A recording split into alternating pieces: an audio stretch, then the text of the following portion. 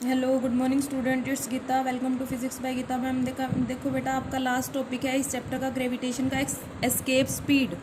तो last topic है, आपको अच्छे से समझना, वेरी इंपॉर्टेंट टॉपिक। तो एस्केप स्पीड क्या होती है? एस्केप स्पीड ऑन अर्थ और एट एनी अदर प्लेनेट, या आप अर्थ पे ले सकते हो या किसी भी प्लेनेट पे ले सकते हो, वो स्पीड होती है minimum speed with which a body has to be projected vertically upward. मतलब मिनिमम स्पीड होती है जिस स्पीड से अगर एक बॉडी को हम वर्टिकली अपवर्ड प्रोजेक्ट करें फ्रॉम द सरफेस ऑफ अर्थ या फिर किसी अदर प्लेनेट के, अर्थ के या अदर प्लेनेट के, तो body it just crosses the gravitational field of earth and never return on its own. ठीक है, कि एक ऐसी स्पीड होती है, इतनी स्पीड होनी चाहिए वेलोसिटी की कि हम उसको उस इतनी स्पीड होनी चाहिए बॉडी की, उसको हम फॉल करें तो वो वापस अर्थ के फील्ड में ना आए और हमें दिखे ही ना, अर्थ की ग्रेविटेशनल फील्ड से बहुत दूर चली जाए, इन्फिनिटी हाइट पे चली जाए। ठीक है, सपोज ये हमारे पास अर्थ है, अर्थ की रेडियस है आर। ठीक है, सरफेस पे खड़े होके किसी पॉइंट पे हमने बॉडी को फॉल करना है, तो वो मान लो ग्रेविटेशनल फील्ड इन्फिनिटी तक होता है किसी भी प्लेनेट का, ये नहीं कह रही मैं अर्थ का, कि किसी भी प्लेनेट का जो ग्रेविटेशनल अट्रैक्शन है वो इन्फिनिटी तक रहती है। तो उस अट्रैक्शन को क्रॉस कर जाए, ग्रेविटेशनल अट्रैक्शन की वजह से कोई ऑब्जेक्ट अर्थ पे एग्जिस्ट करता है, अगर ग्रेविटेशनल अट्रैक्शन की लिमिट से ही बाहर हो जाएगा तो वो ऑब्जेक्ट क्या हो जाएगा, दूर क्रॉस हो जाएगा और वापस कभी भी सरफेस पे रिटर्न होके नहीं आएगा। तो एस्केप स्पीड वो होती है मिनिमम स्पीड। अगर मैं यहाँ पे खड़े होकर ऑब्जेक्ट को फॉल करूँ इतनी हाई वेलोसिटी से कि वो यहाँ तक चला जाए, अर्थ के ग्रेविटेशनल फील्ड को ही क्रॉस कर जाए, इन्फिनिटी हाइट तक चला जाए और वापस रिटर्न होके ना आए, तो उस वेलोसिटी को क्या बोलते हैं? Escape speed.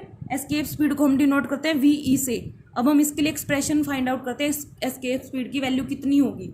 ठीक है, यहाँ पे हमने कंसीडर कर लिया let the radius of Earth R. ठीक है, मास ऑफ अर्थ आपको पता है कैपिटल एम। ठीक है, और जो पी एक पॉइंट कंसीडर कर लिया मैंने, यहाँ पे क्या कर लिया, a body of mass M is to projected at a point A on the surface of Earth. ठीक है, ए पे मैंने कोई भी बॉडी रख ली जिसका मास है एट पॉइंट ए, बॉडी है जिसका मास है एम, जिसको हमने प्रोजेक्ट करना है सरफेस है पे के अर्थ पे खड़े होके। ठीक है, तो यहाँ पे क्या करेंगे हम, 2 पॉइंट कंसीडर कर लिए पी और क्यू। ठीक है, पी की जो इससे डिस्टेंस है सेंटर से वो हमने मान ली ओ पी, कितनी मान ली एक्स, और पी से क्यू की डिस्टेंस है वो डी एक्स। तो अगर मैं इस सरफेस पे खड़ी होके ऑब्जेक्ट को फोल करती हूँ, ऊपर फेंकती हूँ, थ्रो करती हूँ, तो वो पी डिस्टेंस तक जाएगा, तो वहाँ पे जो ग्रेविटेशनल अट्रैक्शन है वो कितना होगा, स्मॉल। मुझे वर्क डन करना पड़ेगा पी डिस्टेंस तक जाने में।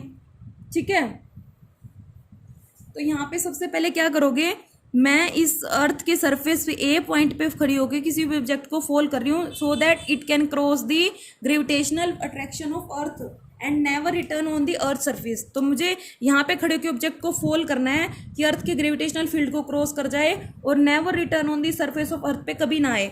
तो सबसे पहले मैं इस ऑब्जेक्ट जो है और उसके बीच में ग्रेविटेशनल फोर्स का पता होना चाहिए मुझे, एफ जी, और वो फोर्स क्या होता है, G M M by R square by gravitational Newton's law of gravitation. अब ये हमें फोर्स मिल गया, अब मुझे इसको ऊपर की साइड फेंकना, तो मुझे कुछ ना कुछ वर्क डन करना पड़ेगा। तो मैं पहले स्मॉल वर्क डन की वैल्यू निकाल रही हूँ कि वो पी से क्यू तक पहुंच जाए। ठीक है, तो स्मॉल वर्क डन क्या होता है, फोर्स इंटू स्मॉल डिस्प्लेसमेंट। ठीक है, फोर्स मैंने ये निकाल लिया G M M over R square, displacement कितना है, डी एक्स ही लिया मैंने, P to Q D X ही लिया है। ठीक है, तो ये मेरा क्या आ गया, स्मॉल वर्क डन आ गया, G M M over X square into D X. अब मैं total work done find out करूंगी, तो टोटल वर्क डन क्या होता है, डी डब्ल्यू का मैं इंटीग्रेशन कर दूं और इस साइड भी G M M over X square into D X, इसका भी इंटीग्रेशन कर दूं। लिमिट लोअर लिमिट और अपर लिमिट, लोअर लिमिट क्या है, रेडियस है, और अपर लिमिट कहाँ तक गया, इन्फिनिटी तक गया, तो आर टू इन्फिनिटी, तो R to infinity, so that it crosses the gravitational field of earth को क्रॉस कर जाए और ऊपर चला जाए और वापस सरफेस पे कभी ना आए।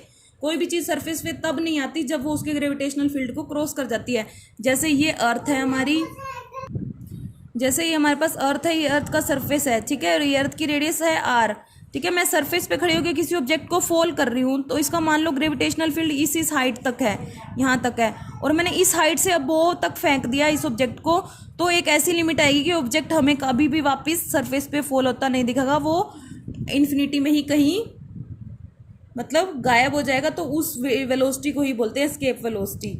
ठीक है, तो स्मॉल वर्क डन से हम टोटल वर्क डन निकाल रहे हैं कि वो इन्फिनिटी तक भेजने का हम वर्क डन निकाल रहे हैं। तो डी डब्ल्यू का इंटीग्रेशन होता है W, G M M constant है, इंटीग्रेशन करेंगे 1 over X square D X का, R to infinity 1 over X square को लिख देंगे एक्स की पावर -2 डी एक्स। और R to इन्फिनिटी इंटीग्रेशन करेंगे तो x की -2 का इंटीग्रेशन क्या होता है, पावर में 1 ऐड कर दो, उसी से ही डिवाइड कर दो, तो क्या बन जाएगा -1/x। तो यहाँ पे मैं रख दूँ -1/x, लिमिट है R to infinity, upper limit minus lower limit, -1/∞ -1/r। तो बाहर कॉन्स्टेंट था हमारे पास GMM, तो वैल्यू क्या होगी 1/∞ क्या होती है 0, और ये वैल्यू क्या होगी GMM/r, माइनस माइनस क्या हो जाएगा प्लस, तो ये आपका वर्क डन आ गया।